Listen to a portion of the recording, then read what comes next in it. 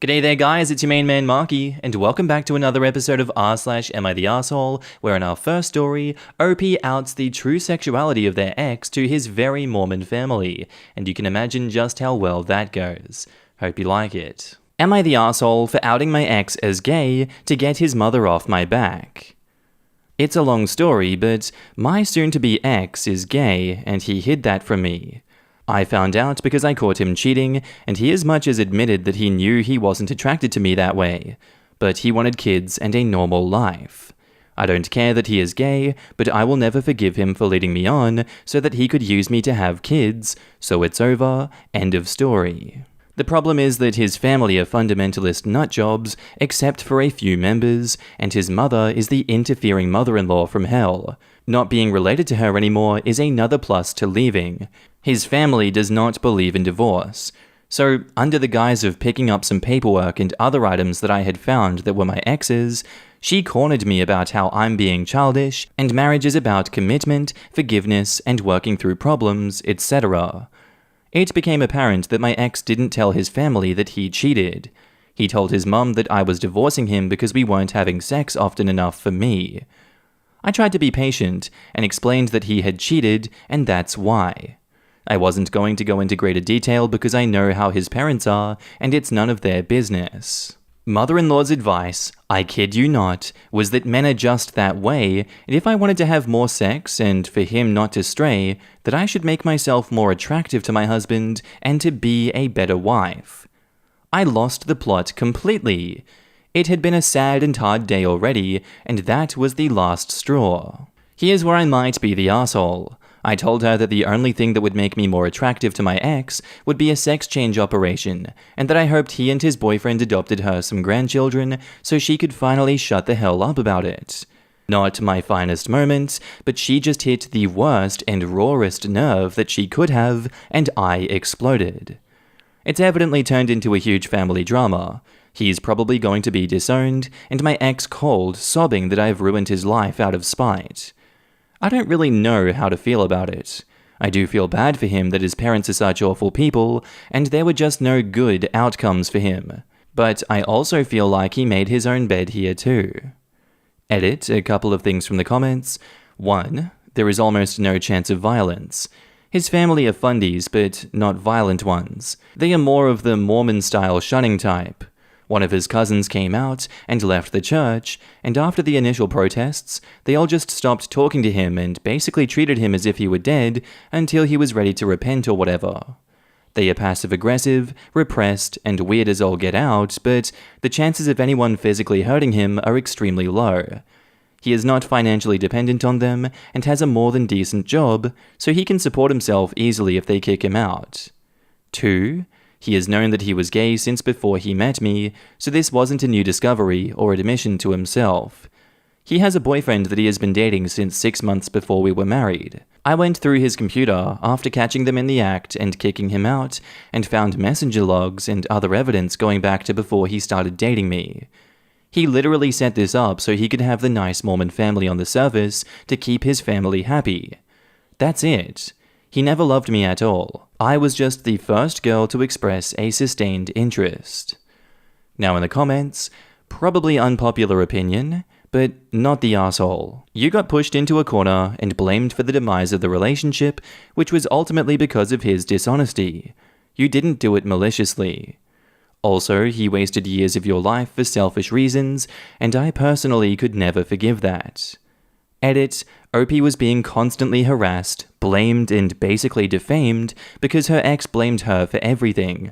It wasn't malicious to out him, and he should have taken more accountability for his role in all of this. And the fact that he plainly stated that he only married her to have a kid is beyond disturbing and automatically makes him the arsehole, no questions asked. You do not dehumanize a person and treat them as a breeding animal for your own purposes because of your hidden sexuality. That is inexcusable. I think this is where I am. All he had to do was tell his family that it wasn't working, and they made their decision. Instead, he let them drag her to save himself. Not the arsehole. It is a kind and greater good thing to try to not out the person, as it can be physically dangerous, but he also hasn't really earned any kindness from you.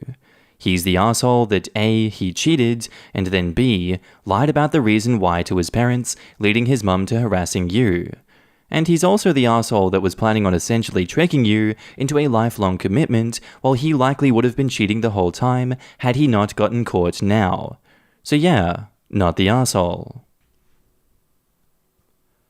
Our next post is titled, "Am I the asshole for supporting my boyfriend when he told my son, no lock until you're 18? So I've been with my boyfriend for 4 years. I have a biological son who is 16 years old, as well as 2 stepkids who are 11 and 13.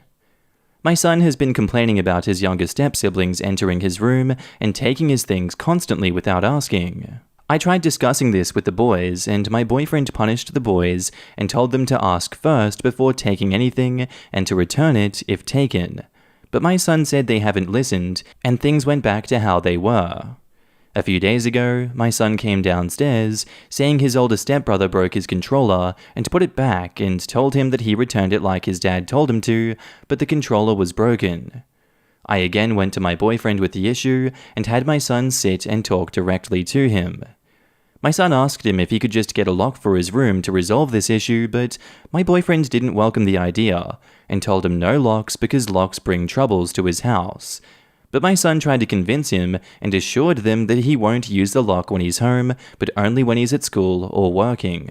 My boyfriend still said no, and then told him no lock until you were 18, period. No more discussion. The thing is, my son will still be living with us because he decided to go to a community college, and my boyfriend told him when he reaches 18, that is when he gets to get a lock and start paying rent, and no one will bother him. My son begged me to say something since he couldn't take it anymore after his controller was broken, but I agreed with my boyfriend that as the owner of the house, he gets final say and no lock means no luck. However, the boys will be facing stricter punishments to enforce the no touching other stuff rule, but my son was having none of it and started yelling at me and my boyfriend, saying that his stepbrothers will never respect his privacy and his stuff no matter how hard their punishment is, since they never learn and are stubborn and will always do what they want. He picked an argument with my boyfriend after my boyfriend said that he'll pay for the controller, and then my son called me awful for siding with him and refusing to see the blatant injustice in this house, and told us he's reconsidering staying with us after 18. He keeps saying that I'm not on his side because if I was, I would be encouraging him to set boundaries and protect his stuff that he buys with his own money. I reminded him of how much my boyfriend helped us, as we lost our apartment to debts and my boyfriend took us in 2 years ago when we had nowhere to go, and I let him know that he is doing his best to hold the boys accountable. OP has offered the following explanation for why they think they might be the asshole. I could be the asshole for not doing more to ensure my son's privacy is respected, and at least should have assured him that I am on his side. Now in the comments, you're the asshole. Your son's privacy is being invaded, and you are choosing to pander to your boyfriend's ego rather than support your son. If your boyfriend won't agree to a lock, the alternative is that your son gets sole discretion to decide how to punish your boyfriend's brats when they invade his space or take his belongings without asking. No limits. You're so funny to think that OP would dare go against her boyfriend and try to tell him how to raise her son. Wait a second, I need to go ask OP's boyfriend if it was okay if I said that. I'm surprised OP doesn't realize that 1. Letting her boyfriend unilaterally dictate the rules of the house because it's his, and he's letting them live there because she can't afford her own place, is allowing herself to be subjected to a form of financial abuse. 2. Her boyfriend did her the housing favor, not her son. It's her job as a parent to provide for her son. While it would be good to not teach her son to be entitled, she shouldn't be teaching him to walk on eggshells around her boyfriend out of gratitude for the boyfriend providing the housing that she should have provided herself as her son's parent. She is being terrible to herself and her son. Also, did you notice that she said literally the moment her son turns 18, he's being required to pay rent to live in his own home? Because we all know 16-year-olds make enough money to self-sustain. Surely a part-timer 18-year-old going to college will be able to pay rent every month. Dude's literally robbing this kid of his first step up in real life over his greed and ego.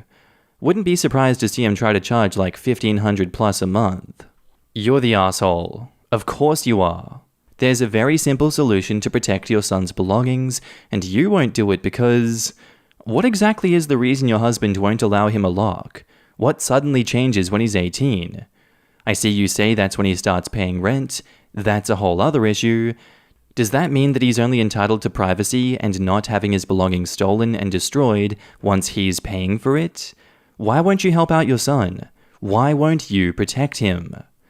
Not even a husband. This guy is just a boyfriend. I can't imagine staying with someone who so blatantly disregarded my child. OP, if you won't do anything else to support your son, buy him a small safe for his more valuable belongings. And our next post is titled, Am I the asshole for sternly telling my wife I get to invite whoever I want, whenever I want, into my house? My wife is a stay-at-home mum while I work full-time. We have 2 kids that I help do 50% of their care, while she handles cooking and cleaning and the other 50% of childcare as well. I'm sociable by nature and am fast at making friends, whether at work or outside of it. The problem my wife has is that I invite friends and co-workers over every few days to my house for dinner or lunch. Restaurants aren't an option now due to budget. My wife has said that she has to cook for my guests, though I never tell her to cook this or cook that, nor ever complain about her choice of meal, because it depends.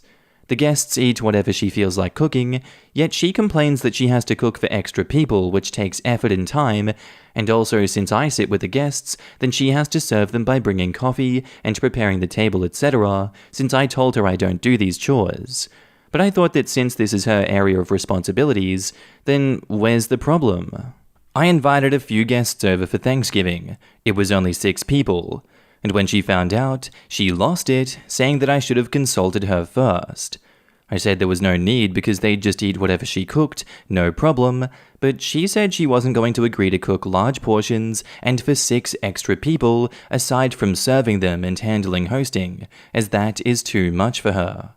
I told her she was making a big deal out of it and should just stop freaking out over a few extra plates and glasses and whatnot. She said she didn't agree, but then I eventually had the guests over, and after they left, she started yelling at me, saying that she was not mine and my guest's server, and that I should stop having them over, and that is when I told her very sternly that it's my house, and I get to invite whoever I want whenever I want, and I called her unreasonable to react like that, instead of being welcoming to the people who wanted to spend time with us, unlike her family, who cut us off completely. But she shouted that she was done with being on my beck and call and having to be forced to take care of my guests in terms of serving and cooking just because it's her part of the chores. And she told me that if I want to continue to have guests over, that I'll have to step up and cook for them myself, which I thought was quite rude and unfair of her. We went back and forth in this argument, and then she stopped talking to me and just started giving me the silent treatment, making me feel like I had committed some sin by having guests over. Info. I just wanted to explain that my wife's main issue isn't about the cooking itself, but having to cook extra for the guests, which is understandable, and I tried to compromise by suggesting we set time limits for when my guests visit to avoid having to include them in my dinners and whatnot, and also suggested that we limit the frequency of those visits, but she stated that she will still have an issue with it and gave me the options of either handling the hosting myself or just completely stop having them over or take them out to restaurants. But then restaurants consume money, and she was the one who advised against going to restaurants. Also, the reason I said it's my house, I meant that it's my house too, and not as if it's mine alone or hers alone. My wife has a huge part in it, and she definitely gets a say in what goes on and what doesn't, and we don't usually disagree except for this issue. Now in the comments, you're the asshole. You are not just having guests over. You are having people over every couple of nights? I don't blame her. I wouldn't want to host and cook for double or triple the amount of adults every 3 or 4 days either, especially since you are not helping. Those are your friends. Your wife doesn't run a restaurant, quit treating her like one. Seriously, and who does the budgeting to make sure you have enough money for this? Do you even? Or is it part of why she wants you to stop because you're running up a big debt on your credit cards or otherwise borrowing against money that could be put to better use? That's what I'm wondering. Restaurants aren't in the budget, but he can have a few guests over several times a week? How is eating at home cost-effective here? Probably why she's backtracking about OP not going out to eat. If she's going to have the same amount of expenses, she might as well not have to have the strain of playing hostess most of the week on top. You're the asshole. And sexist to boot. Always consult with your significant other in regards to inviting your friends or your co-workers over so she could prepare or not. She has to take on extra work by cooking for them even though you said she doesn't have to cook. It's common courtesy. If you want to invite them, you have to take on extra to work around. You said you invite them every few days? What the actual F? Every few days to make your wife work extra time on preparing the meals, grocery shopping, etc., or take them to the restaurant within your budget. Thanksgiving is a huge task to tackle. Inviting people without talking with your wife is like asking for a bat over your head. Bottom line is you're the asshole, sexist, misogynistic, and controlling. And our next post is titled, Am I the asshole for refusing to babysit our daughter? So I bought my wife 2 tickets to visit her grandma in Italy next week. The other ticket was for our daughter, 4 female, since I assumed she would be taking her. She says she wants a break from kids on her vacation. I told her that was unfortunate, since there is no way that our daughter cannot go if she goes, because I have work and I don't want to take time off to babysit our daughter for an entire week. I suggested we have someone else watch her, but we don't know anyone that lives close by who would be willing to watch her. I love my daughter, but I don't want to take a week off to babysit her.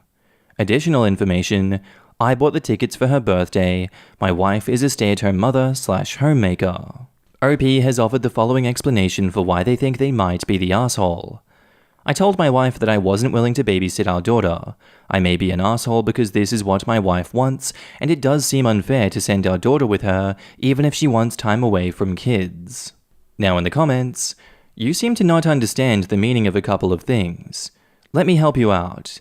Babysitting is taking care of a child, usually temporarily, to whom you have no responsibility outside that babysitting gig. So, if my wife and I go out for dinner, we might ask the young high school girl down the street to babysit our little one and pay her some money. A father looking after a child is not babysitting. That's called parenting, and it's not something special that you do or something that's out of the ordinary because it's normally your wife's job. It's something that you signed up to do 24/7, 365.25 days a year the moment your daughter was born. The fact that you consider being with and caring for your daughter babysitting is a huge red flag. Yes, you're the asshole. You obviously have no trouble with your wife going to Italy without you, so that is not a problem. And obviously you can take the week off work, you just don't want to be with your daughter. You're the asshole because that's your job, your most important job. So you basically purchased yourself a week off from everything. You sound like a crappy father. If you think taking a child on a trip is a getaway for her, then you are delusional. And a crappy husband. If she actually wanted to take the daughter, then that's a different story, but she specifically said that she needs a break. Now OP is seriously asking if he's the asshole for not wanting to allow her a break? JFC, his poor wife and child. Alright, and that's where I think I'm going to end the episode today, guys. I hope you enjoyed this one. If you did, let me know what you thought about it down in the comments below. I hope you guys are having an amazing day. Obviously, I want you guys to be having an amazing day. And if you are having a bad day, that's alright too. I hope this video helped, at least somewhat. And with that said, I'm going to say goodbye, guys. I hope you have a good one. See ya.